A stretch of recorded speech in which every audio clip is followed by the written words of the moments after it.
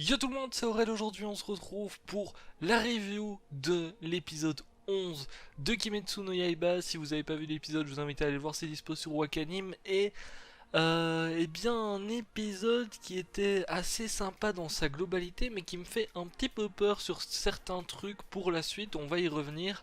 On a l'introduction de deux personnages qu'on va très certainement revoir très souvent vu qu'ils sont dans l'opening et apparemment il serait du groupe de Tanjiro par la suite parce que c'est le gars à la tête de sanglier et Zenitsu qu'on avait déjà vu un petit peu lors du dernier épisode à la toute fin notamment.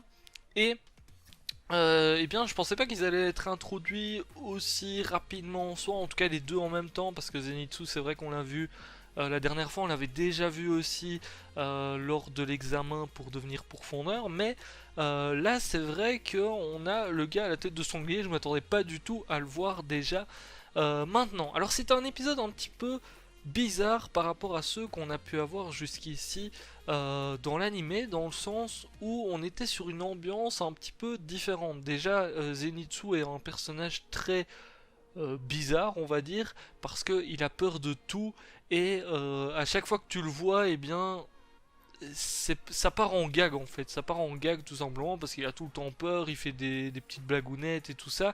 Et c'est vrai que là, on a un changement d'ambiance juste avec l'introduction de ce personnage. Et c'est ça qui me fait un petit peu peur pour la suite, c'est que apparemment Zenitsu sera un personnage qui sera dans l'équipe effectivement de Tanjiro et Nezuko, et du coup ben, on va le voir assez souvent, et s'il change pas de caractère, j'ai peur que les petits moments où il est en mode j'ai peur de tout, où il fait ses petites blagues et tout, ça casse un petit peu l'ambiance générale, parce que j'ai remarqué que c'était déjà un petit peu le cas dans cet épisode-ci. Bon, du coup on a une petite introduction, on voit un petit peu le caractère de Zenitsu au début, et puis au final, bon, il y a le corbeau de Tanjiro qui s'énerve un petit peu parce que la mission est toute proche, en tout cas l'endroit de la mission. Et d'ailleurs, le corbeau dit même euh, que Zenitsu doit venir avec Tanjiro. Donc apparemment, ils ont tous les deux la même mission, de ce que j'ai compris. Et bien là, il tombe sur une petite auberge, tout simplement, où il fait très très calme, hein, une petite auberge perdue, enfin une maison plutôt, on va dire ça comme ça, perdue en plein milieu de tout, et deux enfants qui ont complètement peur. Bon, ça c'est quelque chose par contre que j'ai trouvé qui était cool dans cet épisode-ci, c'est que on a certains personnages qui ont très peur dans cet épisode, notamment les enfants ici, et eh bien ça se voit au niveau de l'ambiance, des OST encore une fois, etc. Et bien on est complètement dedans, mais il y a ce petit côté de Zenitsu qui casse à chaque fois le truc à certains moments, qui me dérange un petit peu, donc j'espère que bah oui, Zenitsu va garder son côté un peu marrant qui a peur de tout parce que ça nous fait un personnage qui est complètement différent de Tanjiro, mais j'espère que ça va pas être redondant parce que si c'est redondant, là par contre, personnellement, ça va un petit peu me saouler. Donc voilà, après c'est mon avis, certains aimeront peut-être Zenitsu, j'ai vu que certains avaient mis oh Zenitsu dans le prochain épisode, ça va être cool. Donc c'est quand même un personnage qui a l'air d'être apprécié. Mais voilà, moi j'espère qu'il va un petit peu évoluer tout de même et qu'il va un petit peu changer à ce niveau-là. Donc on se rend compte qu'il y a un démon qui est dans cette maison justement et qui a capturé pas mal de personnes, et c'est un démon qu'on voit aussi dans l'opening. D'ailleurs on est carrément un petit peu dans tout ce qui se passe dans l'opening là, parce que c'est un énorme démon hein, quand même. Il a l'air assez vénère quand tu le vois parce qu'il est tout badass. Et bah, franchement, je le trouve stylé. Bon, il a des tambourins un petit peu partout parce que son pouvoir sanguinaire, c'est par rapport à ses tambourins. Quand il fait un coup de tambour, bah, ça change la maison, tout simplement. Ça change les pièces, etc. Apparemment, il peut contrôler la maison là où il se trouve. Je sais pas si c'est particulièrement celle-là ou n'importe quelle maison là où il est. Mais il peut modifier les pièces, etc. avec des coups de tambourin. Donc, encore une fois, on est sur un pouvoir qui est, je trouve, mais très stylé parce que c'est un pouvoir qu'on voit nulle part ailleurs. Alors là, franchement, si quelqu'un a déjà vu un animé ou un manga, peu importe, où quelqu'un a des tambourins qui permettent de changer les pièces d'une maison, bah, qui me fascine et qui me dise directement c'est quoi. Parce que ça se voit déjà pas souvent. Déjà que la dernière fois, on a vu un gars qui contrôlait des flèches et bon, c'était pas souvent le cas. Bah là, c'est encore moins le cas dans d'autres mangas et tout, donc ça, bon, ça reste plutôt cool. De toute manière, on en a l'habitude avec Kimetsu et ils partent vraiment dans quelque chose qui est assez stylé à ce niveau-là. Oui, je sais, je dis beaucoup stylé, mais faut avouer que Kimetsu, bah, Globalement, c'est quand même, je pense, l'animé de 2019, en tout cas un des animés de 2019, un des plus gros et qui ne déçoit personne, hein, parce que franchement, j'ai vu personne dire que l'animé c'était nul ou autre, alors que bon, bah souvent tout le monde ne peut pas être d'accord, et là pourtant j'ai vu personne qui l'a regardé dire que c'était nul et s'arrêter en plein milieu. Enfin, soit. Du coup. On a l'apparition aussi du mec à tête de sanglier, bon, qui est pas hyper développé dans cet épisode, donc on verra bien un petit peu comment est-ce que ça se passe par la suite, mais on remarque directement qu'il a des sabres, donc c'est lui aussi apparemment un Demon Slayer, en tout cas, mis à part s'il a volé ses sabres du soleil, mais je doute qu'un démon puisse voler des sabres du soleil, enfin quoique, on sait jamais, hein, parce que ça risque d'arriver à un moment donné, ça serait, on va dire, du basique dans ce genre d'histoire.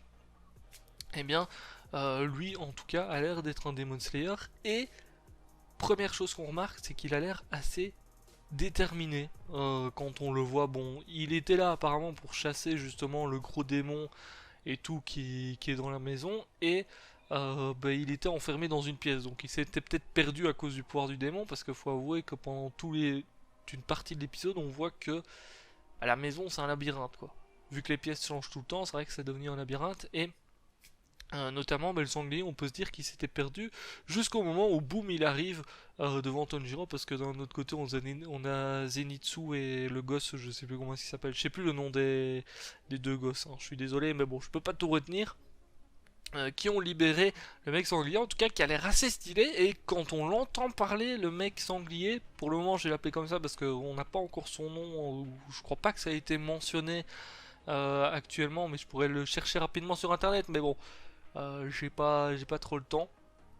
Eh bien, c'est vrai que c'est quelqu'un qui, encore une fois, a l'air d'avoir un caractère un petit peu différent. On a le froussard Zenitsu, on a Tanjiro qui est un petit peu...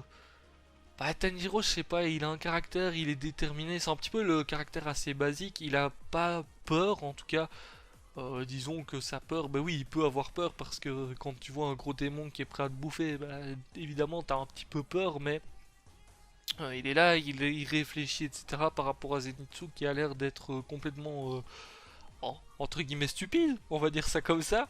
Et du coup, on a le sanglier qui a l'air d'être déterminé. Après, il faudra voir un petit peu par la suite. Et le sanglier s'appelle Inosuke. Voilà, j'ai réussi à le chercher pendant que je vous parlais. Donc on verra bien, mais jusqu'ici, je préfère le sanglier à Zenitsu. Après, faut voir un petit peu. D'ailleurs, j'ai kiffé la musique qu'ils nous ont mis au moment où le sanglier arrive dans la pièce où il y a Tanjiro. Alors, je crois que c'est la première fois qu'on entendait cette OST là, en tout cas, je pense. Je l'ai pas remarqué dans les autres épisodes, ou alors je m'en souviens plus. Mais il était méga stylé. N'hésitez pas à remater le passage pour ceux qui ont oublié l'OST à ce moment-là, mais c'était méga stylé. D'ailleurs, Tanjiro, on l'a vu à un moment donné aussi où il avait des yeux, il allait démonter tout le monde. Vous savez, dans les animés, on a souvent des moments où on a le héros ou un personnage qui a des yeux en mode je vais tout défoncer. Et ben là, Tanjiro, il nous a ressorti un petit peu ces yeux-là. Et il faut avouer que ça, c'est toujours le petit truc qui te fout le petit frisson comme ça, et qui est toujours stylé. Donc on verra bien dans le prochain épisode quand ils vont combattre. J'espère qu'on va voir, parce que du coup on a l'introduction de deux nouveaux persos. J'espère qu'on va les voir un petit peu combattre, vu qu'on risque de les voir très très souvent. Ben, c'est vrai que ça serait bien de les voir combattre directement, et que c'est pas Tanjiro qui va tout faire. Bon, le sanglier a l'air assez déterminé. Zenitsu, je sais pas trop. À mon avis, Zenitsu, c'est le genre de gars, bon, il préfère mourir que de se battre, parce qu'il flippe de tout, et j'ai l'impression qu'il se battra que s'il y a vraiment une grosse merde qui arrive, ou peut-être qu'à un moment donné il va réaliser qu'il doit se battre, tout simplement parce que c'est un Demon Slayer lui aussi. Il y a même le gamin à un moment donné qui lui fait la morale, donc bon, voilà quoi, c'est que même le gamin il est saoulé, et puis il voit que c'est un comportement un petit peu d'enfant qu'il a Zenitsu, donc c'est vrai que il impose pas, hein. Pour le moment en tout cas, ça a beau être un chasseur de démons, tout ce que vous voulez, il impose pas du tout. Pourtant il a réussi l'examen, donc on pourrait se dire que il a quand même des bonnes compétences, et je suis impatient de voir ce qu'il va nous sortir là, parce qu'on voit dans l'opening, attention spoil pour ceux qui regardent pas l'opening, même si je pense que tout le monde l'a déjà regardé, il utilise un petit peu des techniques qui sont modélisées par de l'éclair, apparemment, de l'électricité et tout, par rapport à Tanjiro où c'est plutôt de l'eau, donc on verra bien ce que ça dit à ce niveau là, mais ça peut être stylé. D'ailleurs je sais pas le sanglier ce qu'il utilise, je devrais bien utiliser genre, enfin, Utiliser, c'est un bien grand mot parce que c'est pour modéliser un petit peu les actions, etc. Mais je verrais bien utiliser un petit peu la terre du coup. Oui, je dis utiliser quand même.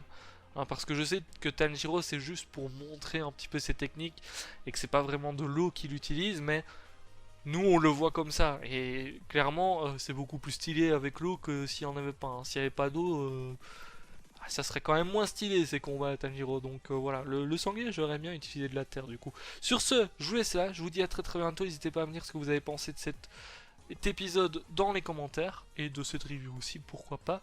N'oubliez pas le petit pouce bleu. Ciao, ciao!